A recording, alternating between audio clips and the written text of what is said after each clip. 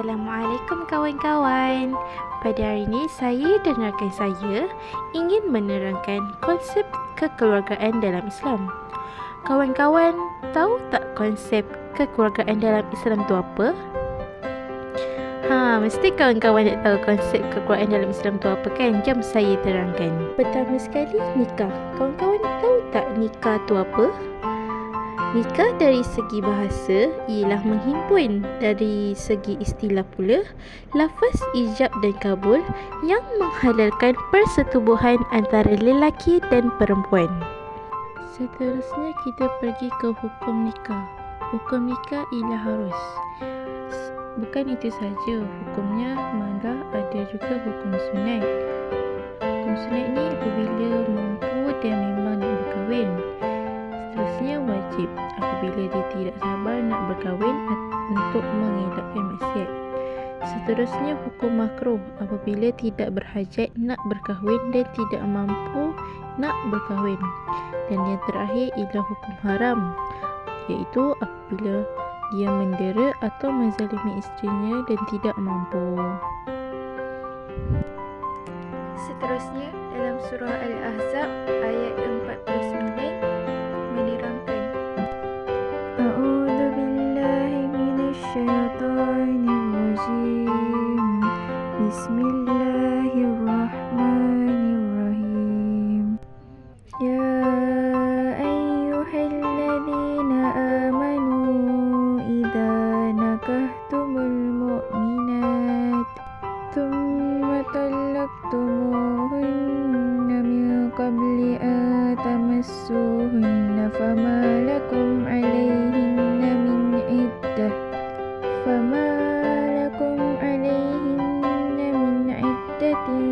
ta'taddunaha famatti'uhunna wasarrihuhunna sarahan jamila. Sadaqallahul azim. Wahai orang-orang yang beriman, apabila kamu menikahi perempuan-perempuan yang beriman, kemudian kamu ceraikan mereka sebelum kamu mencabulinya, maka sekali-sekali tidak wajib atas mereka iddah bagimu yang kamu minta menyempurnakannya. Maka berilah mereka mut'ah dan lepaskanlah mereka itu dengan cara yang baik. Seterusnya kita pergi ke rukun nikah. Okey, kalau kita nak kahwin, kita mestilah kena tahu rukun nikah tu apa. Okey, rukun nikah ni terbahagi kepada 5. Yang pertama, ada pengantin lelaki. Yang kedua, ada pengantin perempuan. Yang ketiga, ada wali nikah. Yang keempat, ada saksi nikah. Dan yang terakhir, mestilah ijab dan kabul. Kalau 5 rukun ni ada, barulah sah perkahwinan itu. Sebab-sebab kahwin. Kenapa kita kena kahwin ni kawan-kawan? Okey, yang pertama, untuk mengelakkan diri kita daripada melakukan kemaksiatan. Yang kedua, dapat menambahkan umat Rasulullah sallallahu alaihi wasallam. Yang ketiga, dapat mewujudkan ketenangan dan mententeramkan jiwa. Yang keempat, dapat menjaga kesempurnaan dan kesejahteraan. Yang kelima, meluaskan medan persaudaraan. Yang keenam, melahirkan keturunan yang soleh dan berakhlak. Seterusnya, kalau kita dah nikah, kita mestilah kena tahu peranan suami, peranan isteri, peranan ibu bapa, peranan anak itu apa. Okey, pertama sekali peranan suami. Peranan suami ialah kena memberi nafkah. Yang kedua, mahar kepada isteri. Kalau suami hutang, isteri boleh talak. Peranan kedua ialah peranan isteri. Peranan isteri ialah menjaga nama baik suami. Yang kedua, menjaga harta suami. Yang ketiga, mentaati suami. Dan yang keempat, tidak membenarkan orang lain atau orang luar memasuki rumah. Peranan seterusnya, peranan ibu bapa. Yang pertama, mestilah ibu bapa kena mendidik anak-anak mereka. Yang kedua, ibu bapa mestilah memberi nafkah kepada anak-anak mereka. Dan peranan yang terakhir ialah peranan anak. Peranan anak ialah berbuat baik kepada ibu bapa, mentaati ibu bapa.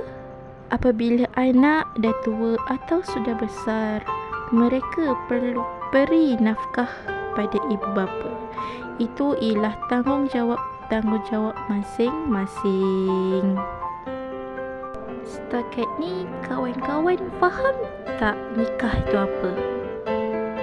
Kalau kawan-kawan faham nikah itu apa, kita boleh pergi ke seterusnya untuk konsep kekeluargaan dalam Islam. Kawan-kawan mesti nak tahu yang selanjutnya kan? Jom saya terangkan. Seterusnya kita pergi ke nafkah.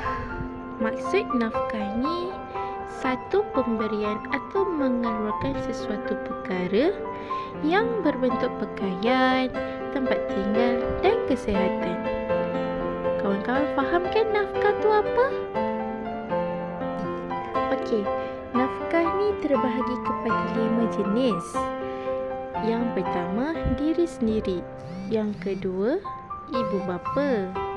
Yang ketiga, suami beri kepada isteri.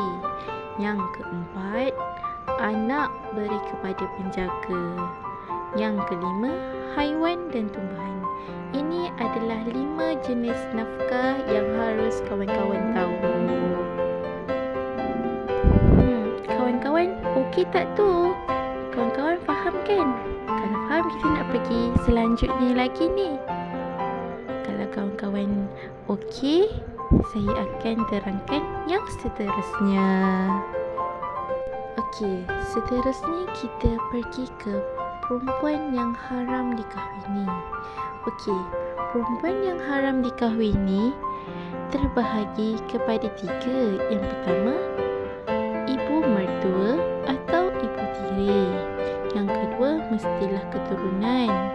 Yang ketiga, mestilah penyusuan. Okey, manakala perempuan yang haram dikahwini sementara juga terbahagi kepada 3. Yang pertama, perempuan dalam iddah. Yang kedua, berkahwin lebih dari 4 orang. Yang ketiga, perempuan yang berkahwin dan mempunyai suami. Okey, kita pergi ke mahar pula. Okey, mahar ni terbahagi kepada 2 jenis. Yang pertama, mahar misil. Yang kedua, mahar musamma. Okey, kita pergi ke mahar misil. Mahar misil ni maksud dia mengikut kadar saudara pihak isteri. Mahar musamma pula, mahar yang ditentukan kadarnya dan dipersetujui oleh kedua-dua pihak. Itu ialah maksud kedua-dua mahar misil dan mahar musamma. Okey, seterusnya kita pergi ke maksud wali nikah. Okey, maksud wali nikah ni, wali ni berasal dari perkataan alwiyah. Okey, alwiyah yang bermaksud kasih sayang yang dilaksanakan oleh orang yang tidak dapat menguruskannya sendiri atau diawasi oleh penjaganya. Wali ni orang yang mempunyai kuasa untuk mengahwinkan seseorang perempuan yang di bawah jagaannya. Okey, seterusnya kita pergi ke bahagian wali. Okey, bahagian wali ni terbahagi kepada 4. Okey, yang pertama ialah wali mujbir. Wali mujbir ni terbahagi kepada 2 jenis, iaitu wali akrab dan wali abad. Okey, wali akrab ni untuk ayah atau atuk, manakala wali abad ni adalah abang. Kedua, wali gharu mujbir. Yang ketiga pula wali tahlim. Okey, wali tahlim ni ialah perempuan yang melantik sesiapa lelaki untuk menjadi walinya. Yang keempat ialah wali hakim. Wali hakim ni ialah orang yang diberi kuasa atau hak untuk melantik wali. Okey, kalau kita dah tahu maksud wali nikah tu apa, bahagian wali tu apa, kita pergi ke susunan wali. Okey, susunan wali ni dia ada 11. Yang pertama ialah bapa perempuan. Yang kedua, datuk. Yang ketiga ialah adik-beradik lelaki seibu sebapa. Yang keempat, adik-beradik sebapa. Yang kelima, anak saudara daripada adik-beradik lelaki. Yang keenam, anak saudara daripada adik-beradik lelaki sebapa.